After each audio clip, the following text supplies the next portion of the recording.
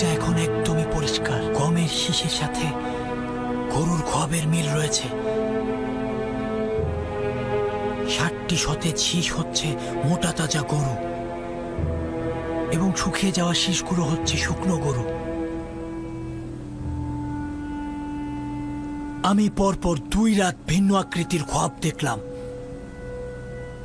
এখন তো আমাকে আর বলতে পারবেন না যে আমার খোয়াবের কোনো ব্যাখ্যা নেই। একদমই চালাকি করবেন না। আমি খোয়াবের ব্যাখ্যা চাই। আপনারা না পারলে স্বীকার করুন, যেন আপনাদের জ্ঞান সম্পর্কে বুঝতে পারি। আজ রাতেই আমার খোয়াবের ব্যাখ্যা চাই। যদি খোয়াবের ব্যাখ্যা না দিতে পারেন, তবে পায়ে বেরি পরিয়ে সবাইকে কারাগারে নিক্ষেপ করা হবে।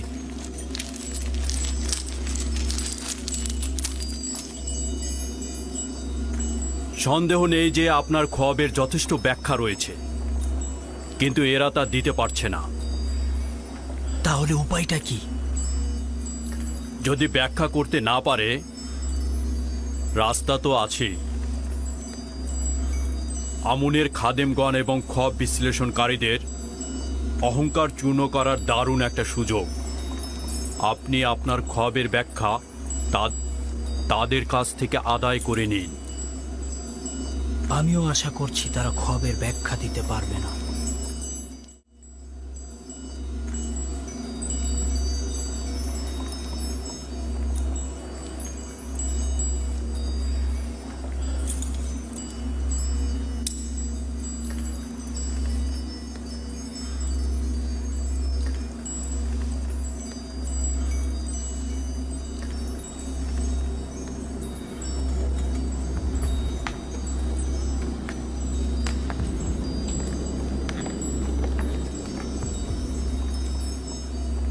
সম্মানিত বানু, অনুমতি দান করুন। কি বলতে চাও? তুমি বাদশাহ আমিন হতেবের খোয়াবের ব্যাখ্যা জানো নাকি? অনেকটা ওই রকমই। ইরানুস, এ বিষয়ে নাক গলানোর দরকার নেই। বাদশার ক্রোধ বাড়িও না।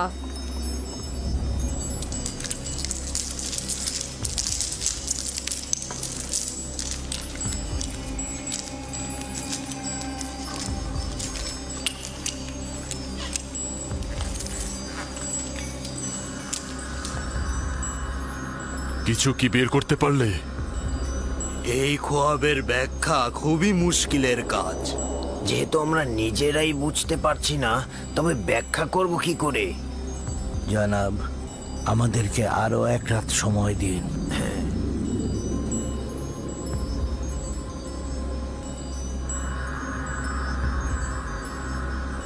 যদি না পারো, আমি নিজে তোমাদের কতল করব।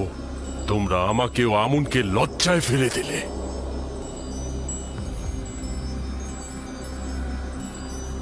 আমুনের ইবাদতখানার খোয়াব ব্যাখ্যাকারী ও জ্যোতিষীগণ আপনার কাছে একটি রাত ফুসরত চাইছেন। ফুসরাতের কোনো উপায় নেই। বছরের পর বছর বসে বসে খেয়েছেন। এখন উপায় খুঁজে বের করুন। আজ এবং এই রাতেই আমার খোয়াবের ব্যাখ্যা প্রদান করুন। মহামান্য বাদশাহ, এরা মিশরের খুব নামি দামি খোয়াব ব্যাখ্যাকারী ও জ্যোতিষী। যদি 1 রাত ফুসরত পায়, তবে অবশ্যই ব্যাখ্যা দেবে। আজে কথা বলবেন না মহান পুরোহিত। তারা বসে বসে ফাও খাওয়া লোক ধূর্ত ইঁদুরের ন্যায় শুধুমাত্র তেবসের লোকদের কাছ থেকে স্বর্ণ মুদ্রা হাতিয়ে নেওয়ার লোভে ওত পেতে থাকে, এবং এরা বেয়ারিশ কুকুরের মতো ঘেউ ঘেউ করতে থাকে।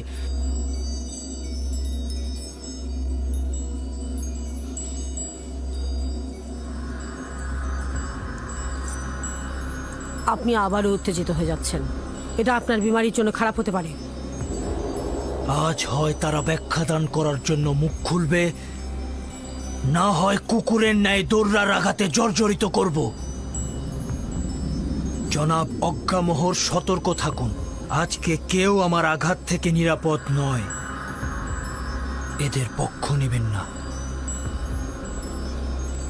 নিজের ওপর নিয়ন্ত্রণ আনুন মহামান্য বাদশাহ, নতুবা শরীর আরো খারাপ করবে। এদের সকলকে হাজতে নিয়ে যাও।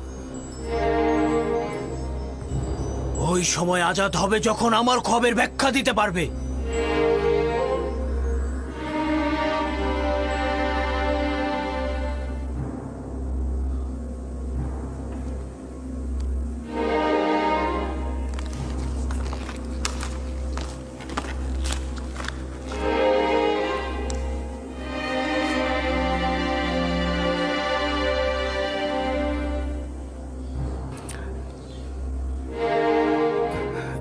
সম্মানিত ভানু, অনুমতি দান করুন। ইরানুস, তুমি কি বলতে চাও? আমার ভানু, আমি এই মুশকিলের উপায় জানি, কিন্তু কথা বলার সাহস নেই, কারণ বাদশাহ অনেক রাগান্বিত। মানে কি তুমি খোয়াবের ব্যাখ্যা জানো? না ভানু, তবে আমি একজন শক্তিশালী খোয়াব বিশ্লেষণকারীকে চিনি। ইরানুস, বাদশাহ প্রচন্ড রেগে আছেন। অহেতুক কথায় তোমার চাকরি চলে যেতে পারে।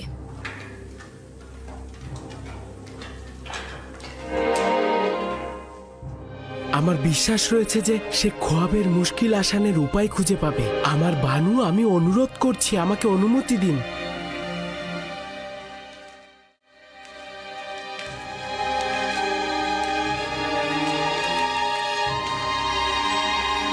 তাদেরকে নিয়ে যাও। কি করছেন, কি করছেন জনাব আজ্ঞামোহর? কিছু একটা করুন। এসব আপনি কি করছেন? এনারা হচ্ছেন আমুনের খাদেম। আমুন খোদা অসন্তুষ্ট হবেন। বিরত থাকুন আলী জনাব। ইরানুস আপনাকে কিছু একটা বলতে চাইছে। তাদের ছেড়ে দাও।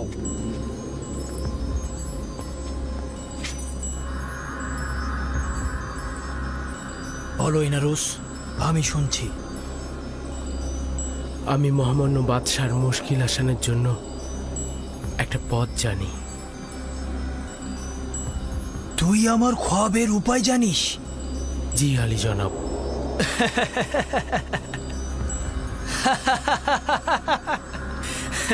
লজ্জিত হওয়ার মতোই।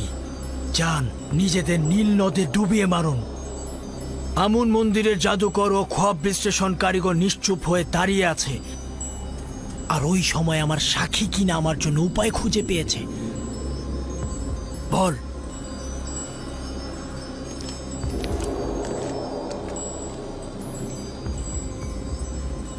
বল ইরানুস। একজন এব্রানি গোলাম যে এখন হাজতে রয়েছে। একজন হাজতবন্দি এব্রানি গোলাম? মহামান্য বাদশাহ, আমি যখন আপু পিসের সঙ্গে হাজতে ছিলাম, দুইজনই খোয়াব দেখেছিলাম। ওই কয়েদি জওয়ান সেই খোয়াবকে হাজত থেকে আজাদ হিসাবে ব্যাখ্যা করেছিল, এবং আপু পিসের খোয়াবকে ফাঁসির ব্যাখ্যা করেছিল। 3 দিন পর দুটি ব্যাখ্যাই মিলে গেল।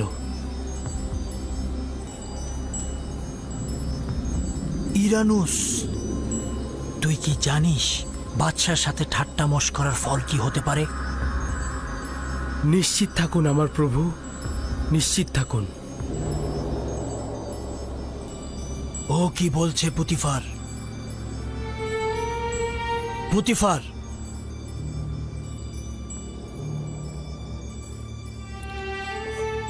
ও সঠিক বলছে আমার প্রভু।